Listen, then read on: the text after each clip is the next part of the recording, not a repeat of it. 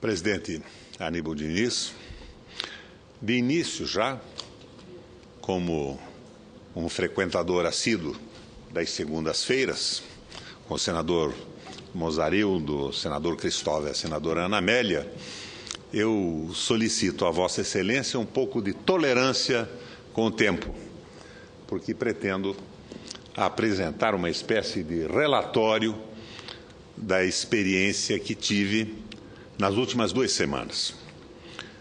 Nas últimas 2 semanas, senador Pedro Taques, como presidente da representação brasileira do Parlasul, participei de 2 encontros internacionais. Primeiro no México, no Foro de Guadalajara, que reuniu especialistas do mundo para debater alternativas de políticas econômicas à crise financeira global. Posteriormente, em Lima, no Peru, participei do Parlamento Andino com o mesmo objetivo. Os debates em Guadalajara foram estimulantes, mobilizadores. Economistas latino-americanos e europeus repudiaram com força as receitas de sempre do mercado. Em vez da persistência em políticas econômicas fracassadas, como teimam os norte-americanos e os europeus, discutimos a premência, a necessidade, a inevitabilidade da integração latino-americana como meio de enfrentar a crise, buscando o nosso próprio caminho em direção ao desenvolvimento econômico e ao bem-estar dos nossos povos. Concluímos, enfim, que o nosso destino é a unidade, a cooperação, a integração. Vimos que os acordos bilaterais com que nos procuram amarrar os países imperiais condicionam-nos ao atraso, à dependência, à eterna condição de produtores e exportadores de commodities. A unidade latino-americana, em torno de um projeto comum de desenvolvimento, verdadeiramente será a efetivação da independência do nosso continente. Já em Lima, no Parlamento Andino, agitamos a mesma ideia de integração, de entrelaçamento de nossos destinos. Procuramos fazer ver que a crise oferece uma oportunidade rara para os nossos países, que a ruína, o insucesso das políticas econômicas conservadoras, ortodoxas, empurra-nos à invenção de nosso próprio caminho e que ele passa ao largo dos pressupostos do capitalismo global. É a ideia de que o ideograma chinês que grafa a palavra crise é o mesmo ideograma que grafa a palavra oportunidade, a ideia de oportunidade. E defendemos ainda em Lima a crença, a percepção de que os nossos parlamentos, que os parlamentos regionais, como o Parlasul e o Parlamento Andino, onde nossos povos estão representados, podem constituir, sim, espaço privilegiado, não apenas do debate, mas também de tomada de decisões em favor da integração continental. É com as lições desses 2 encontros em mente que volto os olhos para o nosso país, examinando tantas correntes que ainda nos mantêm presos a princípios, aos fundamentos de uma política econômica que se estiolou, que caiu do galho, depois murchou e morreu, embora pareça que ainda não nos apercebamos de uma forma mais realista disso. Alguns economistas brasileiros afirmam que o Brasil só avança com o partido da crise. Sem crise, o imperialismo invade todos os polos de poder e sua ideologia pela submissão e dependência invade incessantemente todos os olhos, ouvidos e cérebros, se rogando como a explicação para a aparente estabilidade e para os possíveis lampejos de progresso e prosperidade. Na crise, o imperialismo se distrai. Se distrai com muitos de seus problemas e sua ideologia pela dependência não serve mais para explicar nenhum progresso, prosperidade e estabilidade, porque, na concreta realidade, estas coisas deixam de existir. Na crise, os serviçais do imperialismo não sabem o que fazer, mas o povo, em desespero, cobra respostas. Na crise, abre-se o espaço para soluções ousadas, para ruptura, senador Suplicy. Ruptura que, aliás, será inevitável em razão da crise e do desespero, mas que, na mão do estadista, poderá conduzir positivamente para uma nova e boa direção. Getúlio Vargas no Brasil e Cárdenas no México, para citar dois exemplos latino-americanos, ascenderam ao poder de formas diferentes, mas ambos só tiveram espaço para chegar, para ascender e fazer o que audaciosamente se propuseram realizar em função da grande crise dos anos 30. Chegou a hora do partido da crise assumir o poder. A crise econômica e geopolítica que poderá vir, que se anuncia para antes do final de 2014, não encontrará o mundo preparado para responder da forma que se respondeu à crise de 2008. Em 2008, o mundo respondeu à crise de forma cooperativa, cada país resolvendo seus problemas e buscando crescer sem exportar o desemprego. Agora, as circunstâncias são outras, graças à ascensão de forças conservadoras na Europa e nos Estados Unidos. Nos Estados Unidos, com o famoso Tea Party, e na Europa, com a filosofia da senhora Merkel. As nações e os blocos econômicos estão se armando para exportar a crise para fora. Como disse a presidenta Dilma, os países desenvolvidos estão promovendo guerras cambiais, estão aumentando o protecionismo, estão reduzindo os gastos públicos, esperando que os empregos sejam cobertos com mais exportações e menos importações. A Europa já começou a reduzir seus gastos públicos de forma cruel, senador Suplicy, buscando copiar o modelo alemão de austeridade pública e economia voltada para a exportação. O atual motor mundial, a China, que muda o comando agora, mostrou que não pretende responder à crise que se avizinha com a mesma intensidade de expansão dos gastos públicos e consumo, como fez em 2008 e 2009. Terá esse ano, provavelmente, o menor crescimento econômico em décadas. Nos anos 30 foi assim. Os países reduziram seus gastos públicos, esperando contar com as exportações para reduzir o desemprego. Mas a maioria fez isso ao mesmo tempo em que as exportações caíram, ao invés de aumentar. A resposta de muitos países foi aumentar os gastos militares para gerar empregos e tirar o povo da miséria. A guerra acabou sendo estimulada, ou pelo temor dos vizinhos que responderam por ainda mais gastos militares, ou pela necessidade de justificar este maior investimento em armamentos. É a máxima de Lord Acton, o teórico da democracia. Pode-se fazer quase tudo com uma baioneta, menos sentar-se em cima dela. O mundo hoje ruma para uma situação que nos faz lembrar os anos 30. A retórica diz que precisam reduzir dívidas públicas colossais. Mas essa não é a única razão. Há uma tentativa clara de exportar desemprego através de cortes de gastos e desvalorização de moedas. Expansão cambial, desvalorização de moedas, austeridade interna e exportação para, hipoteticamente, compensar a redução interna de empregos.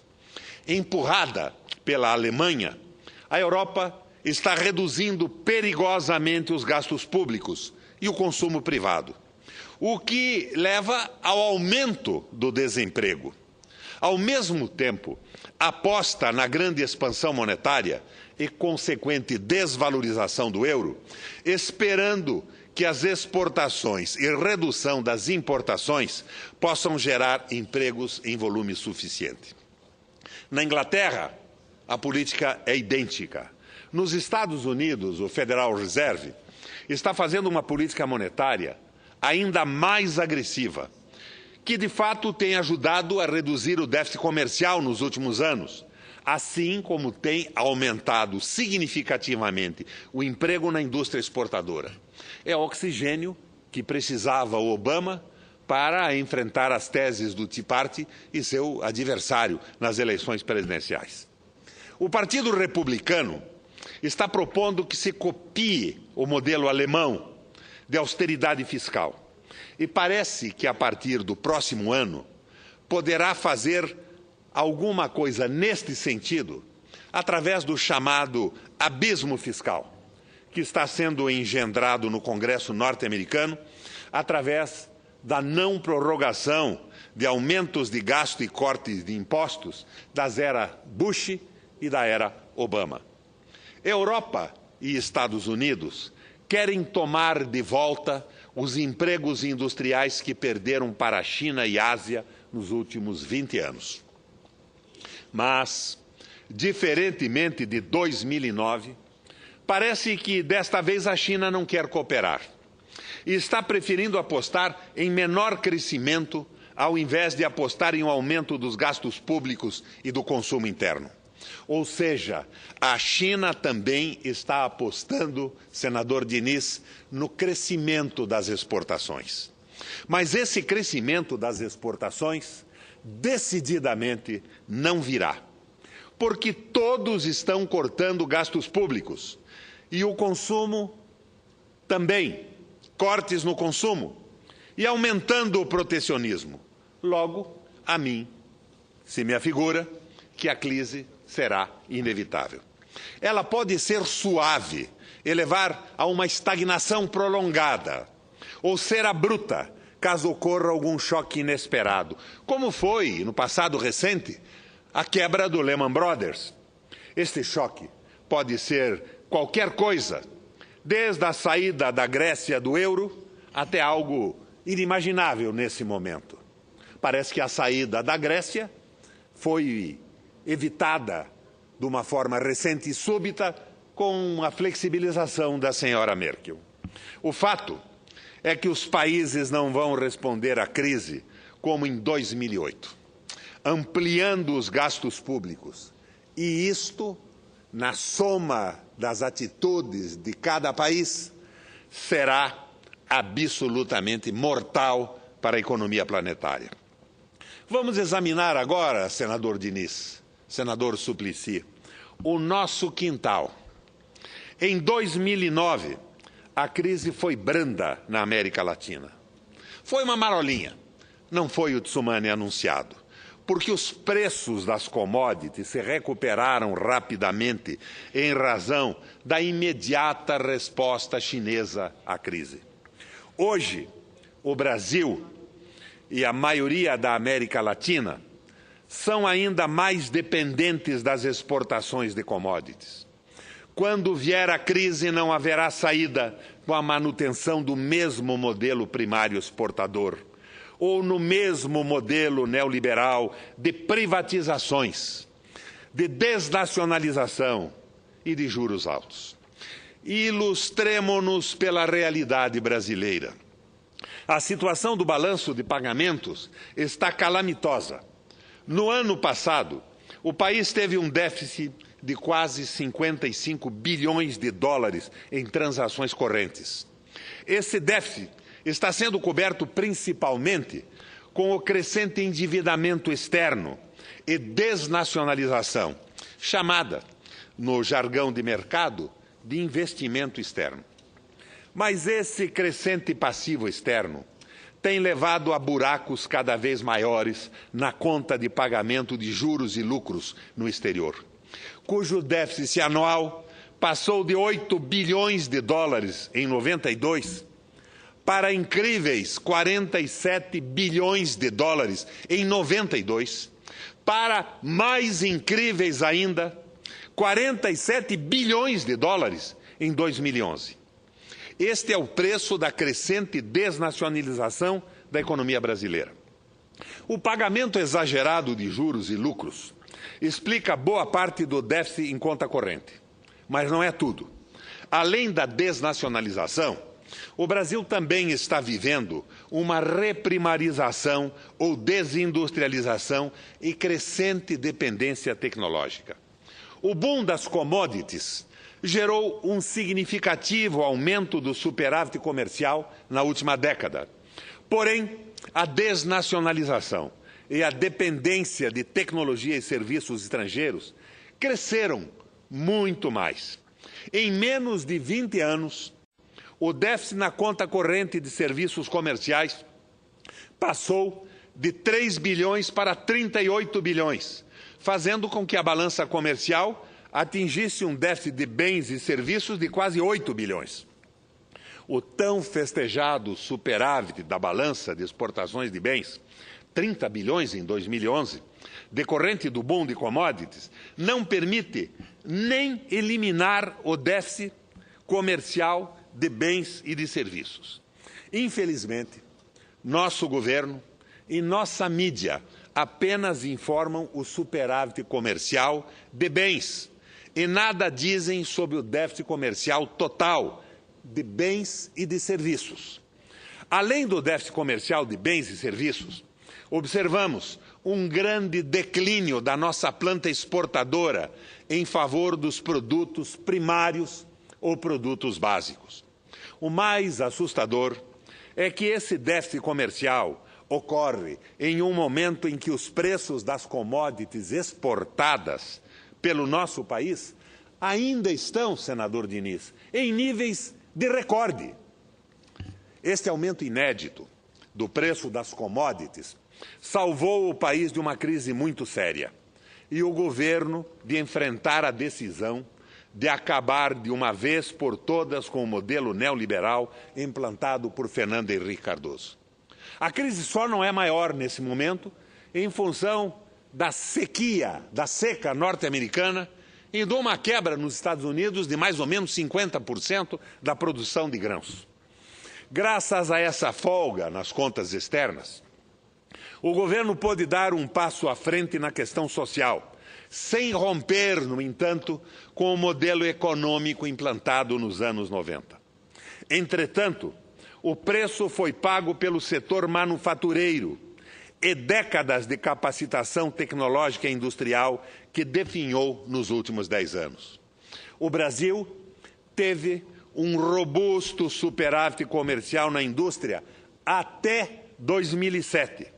E, inclusive, até 1989, tinha um superávit ou equilíbrio comercial em alta, média baixa e baixa tecnologia industrial.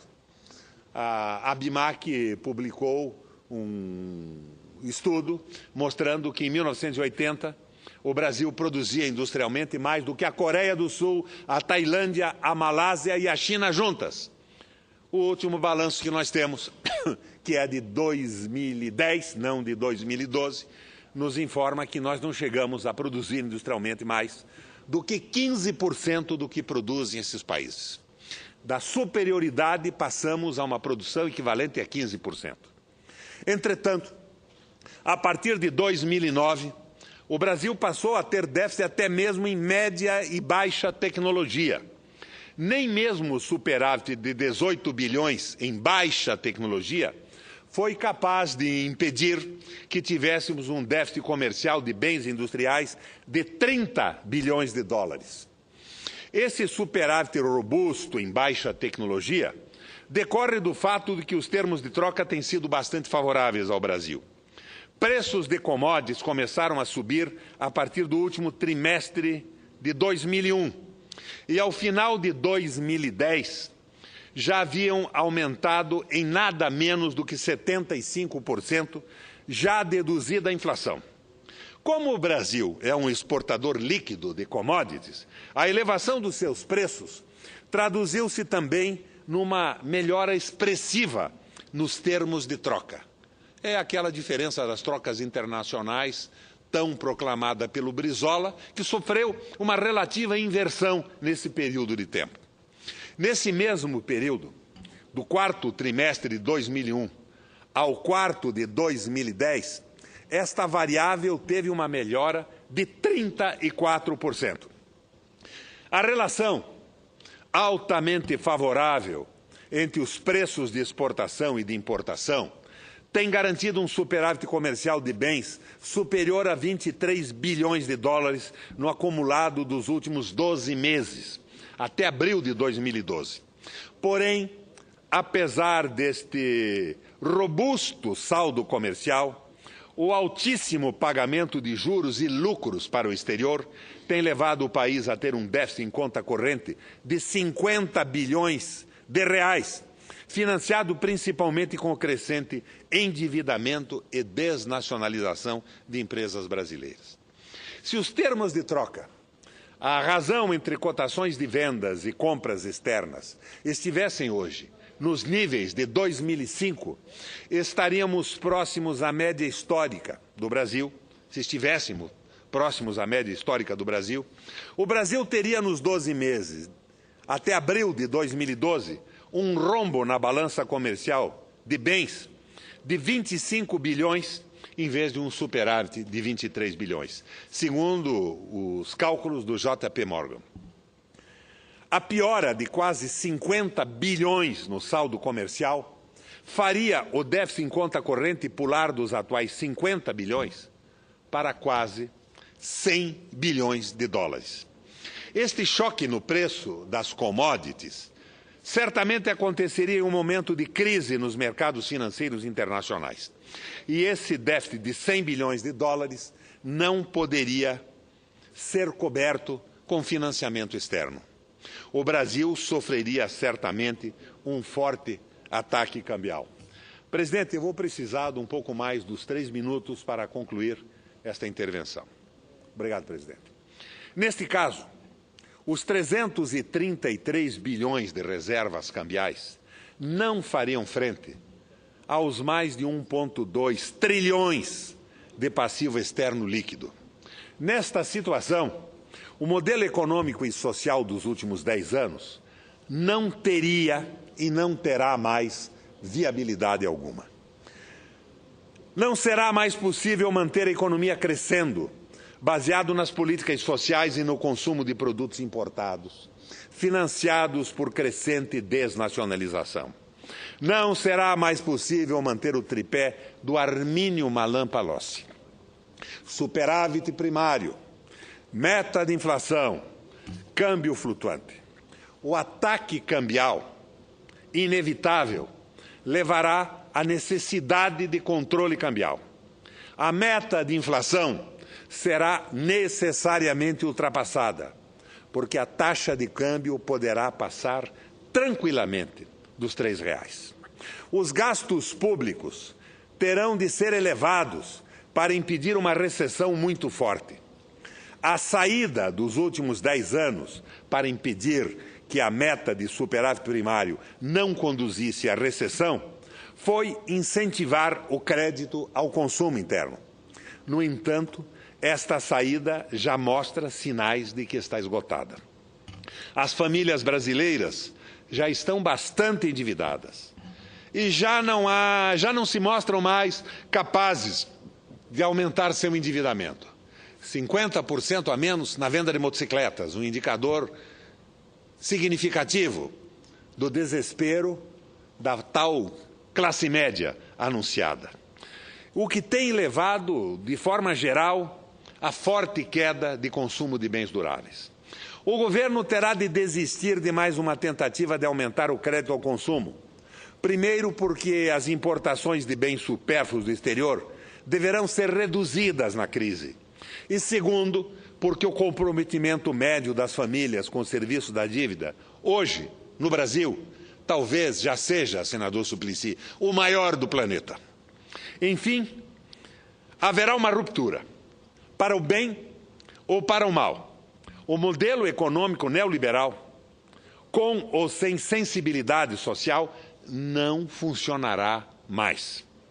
Esta ruptura poderia ser no sentido de uma submissão absoluta, total ao Fundo Monetário Internacional, com a volta do PSDB ou das suas teses econômicas ao poder, ou o rompimento com as políticas neoliberais.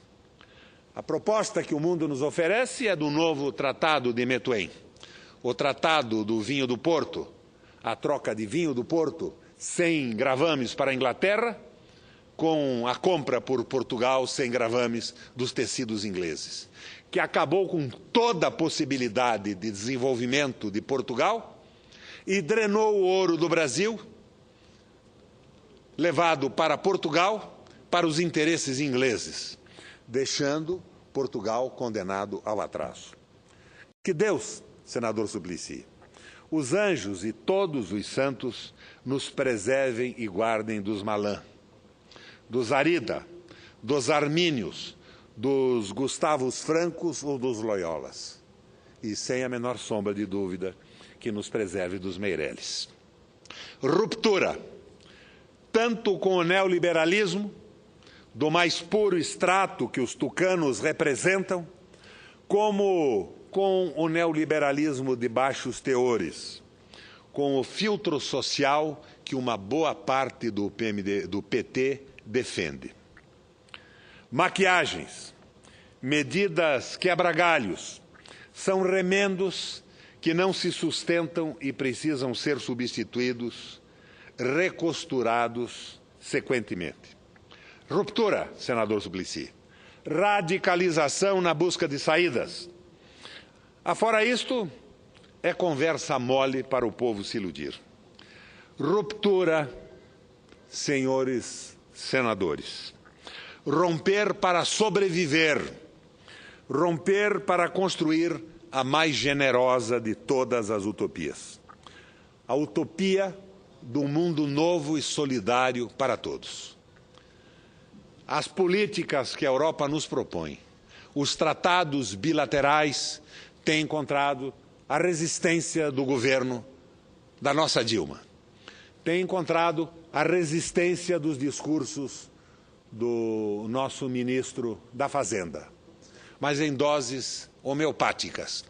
O momento é de alopatia, de remédios fortes e firmes, de rompimento com o neoliberalismo e de construção de uma nova política. O momento é o do Mercosul, da unidade sul-americana, da entrada da Venezuela, do estímulo ao crescimento do mercado interno. Talvez, senador Suplicy, seja o momento criado por George Washington logo depois da independência norte-americana. Um Alexander Hamilton mandando para o Congresso Nacional um tratado de manufaturas, rompendo com a ideia de Adam Smith e Davi Ricardo, que se inspirou, quando construiu a sua proposta neoliberal, sem nenhuma dúvida, no Tratado de Methuen, o Tratado do Vinho do Porto, o tratado que liquidou Portugal. Um momento de recriação, não das teorias econômicas, mas de uma prática com coragem de crescimento do nosso bloco, do Mercosul, da América Latina, com a resistência absurda das elites peruanas, com a vitória do Hugo Chávez na Venezuela, que, aliás, é agora saudado pelo nosso Mendonça de Barros, em artigos consistentes publicados pela imprensa nacional. Ruptura, ascensão do partido da crise, coragem nas medidas tomadas. O governo brasileiro está no caminho certo, mas homeopatia não resolve o problema. O caminho é certo, mas está sendo trilhado, a meu ver, com pouca coragem e muito vagarosamente. Com todo prazer, senador Suplicy, lhe dou uma parte. Vossa Excelência fez uma análise de profundidade, senador Roberto Requião, sobre os riscos que o Brasil enfrenta em época de crise e sobre caminhos corajosos que procura estimular a presidenta Dilma e o nosso ministro da Fazenda, Guido Mantega, como principal condutor da política econômica e, sobretudo, assinala o quão importante é que nós possamos dar o apoio necessário para que a produção industrial brasileira, com tecnologia dinâmica, possa efetivamente fazer com que cresçamos não apenas na área de commodities, mas naquilo que o Brasil, nos anos 80, como Vossa Excelência aqui registrou,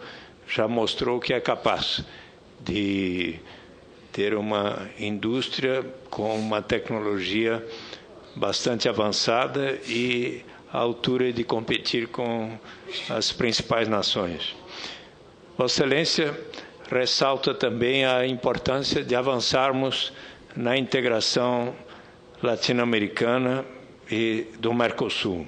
Eu estou de pleno acordo com este propósito, acho muito importante que avancemos com coragem e ainda mais agora. Eu acho que é uma perspectiva de não apenas a Venezuela estar bem entrosada com os países do Mercosul, mas com a perspectiva de, inclusive, logo as instituições do Paraguai mostrarem que ali o povo deseja, de fato, também uma democracia para valer e assim possamos integrar mais países no âmbito do Mercosul. E Vossa Excelência assinala em seu pronunciamento aquilo que está por acontecer nos Estados Unidos amanhã. Permita que eu aqui faça uma ponderação e expresse uma preferência clara. Economistas como, por exemplo, Paul Krugman, têm assinalado os riscos que poderão advir se, porventura, o candidato republicano Mitt Romney vier a vencer, em que pese, às vezes, limitações e até eu gostaria que houvesse, por vezes, conforme Vossa Excelência assinala, ainda mais ousadia e coragem por parte do presidente Barack Obama, mas eu tenho aqui como que uma confiança de que, por tudo que ele fez até agora, inclusive por aquilo que ele representa, quando, por exemplo, em 28 de agosto de 2008, quando foi escolhido da primeira vez na Convenção Democrata, escolhendo para essa data os 45 anos do aniversário de I Have a Dream, de Martin Luther King Jr., quando ele expressou os seus anseios e sentimentos maiores de construir uma sociedade efetivamente solidária. Mas eu tenho aqui, quero expressar até aos norte-americanos, muitos dos quais amigos nossos, eu acho que amanhã os Estados Unidos têm uma decisão de enorme importância e que repercutirão sobre o Brasil e a América Latina. Mas avalio que as diretrizes propostas, representadas pela plataforma do presidente Barack Obama, serão bem melhores para a humanidade, para os Estados Unidos, para caminharmos na direção de efetiva paz social e daí com menos guerras e possivelmente também uma melhor integração das três Américas e sobretudo, com respeito ao desenvolvimento do nosso Mercosul. Meus cumprimentos a Vossa Excelência. Não vejo exatamente assim, senador Suplicy. É evidente que a minha simpatia, como a sua, é pelo Obama. Mas a minha simpatia não é pela política econômica do Obama, nem para suas posições em relação ao Brasil e à América Latina, que são exatamente as mesmas de Bush e, aliás, com a mesma equipe. É pela conciliação racial dos Estados Unidos, a reconciliação dos Estados Unidos consigo mesmo, 30 anos depois do Mississippi em chamas, do racismo da Ku Klux Klan. Isso realmente foi formidável. Mas o Obama tem caprichado na tentativa de desunião da América do Sul. Os Estados Unidos é que patrocina, defende a cisão do Paraguai, opta pelos acordos bilaterais, a tentativa desesperada de nos tomar a saída pelo Pacífico, pelo Acordo do Pacífico com o México, Chile e Peru, evitar que o Brasil tenha uma saída, que se integre como grupo econômico, e a política do Tea Party, o abismo promovido no Congresso Nacional pela direita, de certa forma, não é o discurso do Obama, mas na prática é exatamente a política que ele pratica. Tirando esse aspecto social de reconciliação dos Estados Unidos consigo mesmo, eu, que como você, se votasse nos Estados Unidos, votaria no Obama, porque na nossa balança o peso dele é mais interessante do ponto de vista humanitário, do ponto de vista da humanidade, acho que a política econômica do Mitney e do Obama é exatamente a mesma. E o Obama disfarça essa política com o discurso liberal. É aquela velha história de transformar direitos individuais em política pública, que contamina também um pouco a nossa política brasileira. Ao mesmo tempo em que se afasta a discussão da macroeconomia e dos grandes problemas nacionais, nós vemos o Congresso debruçado sobre os direitos individuais, com os quais eu comungo. Inclusive, sou relator de um projeto importantíssimo da senadora Marta Suplicy na Comissão de Direitos Humanos. São legítimos, mas não são exclusivos. Eu vejo uma cortina de fumaça em cima da discussão dos grandes problemas. Assim como eu tentei mostrar aqui, que nós não estamos nessa situação que se diz 333 bilhões de reservas contra 1 trilhão e 200 bilhões de furo numa crise que pode surgir a qualquer momento. Ou até mais, segundo cálculos, por exemplo, daquele economista filho do Plínio de Arruda Sampaio, que tem colocado na internet e nas entrevistas que tem dado no Brasil inteiro. E nós estamos cobrindo isso com o quê? Com falsas notícias de que a compra de empresas brasileiras, que é extraordinariamente negativa para nós da maneira com que é feita, e os investimentos especulativos estão nos dando vantagem na balança. Nós não estamos bem. E o meu elogio à política econômica do governo é um elogio com reticências. Eu acho que a política não é corajosa, ela é correta. Uma coragem falta. Ela não é aprofundada, ela não tem a velocidade suficiente. E nós podemos sim ser atropelados pela crise, sem dúvida alguma. E não acho graça nenhuma, e esse graça em letra maiúscula e entre aspas, essa história da falta de petróleo no fim do ano. Isso é falta de planejamento, falta de ação. Nós estamos vivendo uma crise de iniciativa nos investimentos públicos no Brasil. E, por via de consequência, nos investimentos privados. Porque quando o Estado não se mexe, o clima é um clima negativo. Então, eu vejo com pessimismo a falta de ação do governo, que eu apoio. E apoio porque acho que está correto. Apoio porque a alternativa é a política do PSDB. É esse Tea Party brasileiro do PSDB que joga o Brasil para trás. E não quero atribuir ao PT a crise. Porque, afinal, eu não sou um tolo. Ela vem desde 1980, com um processo de ilusão com o aumento de preços da commodity no mundo puxado pelo avanço da economia chinesa. Nós esquecemos do Mercosul. Nós esquecemos da industrialização, nós esquecemos de tudo, porque o acordo com o capital, que sustentava o nosso governo na mídia, foi compensado com políticas sociais. Mas Vossa Excelência, que é economista, eu não sou, sabe melhor do que eu que uma inflação que pode vir nesse processo todo, liquida do dia para a noite com as políticas sociais. E nós podemos ter um declínio de liderança, como já ocorreu, a nível popular, com o Fernando Henrique, com o Sarney, o que eu decididamente não gostaria que acontecesse. O futuro é a volta do neoliberalismo ou a coragem do rompimento e o estabelecimento de uma política social de verdade. E não saúdo com alegria as eleições norte-americanas. Parece a mim, como a Vossa Excelência, que Obama é melhor. Do ponto de vista do interesse nacional e do Brasil, eles são exatamente a mesma coisa.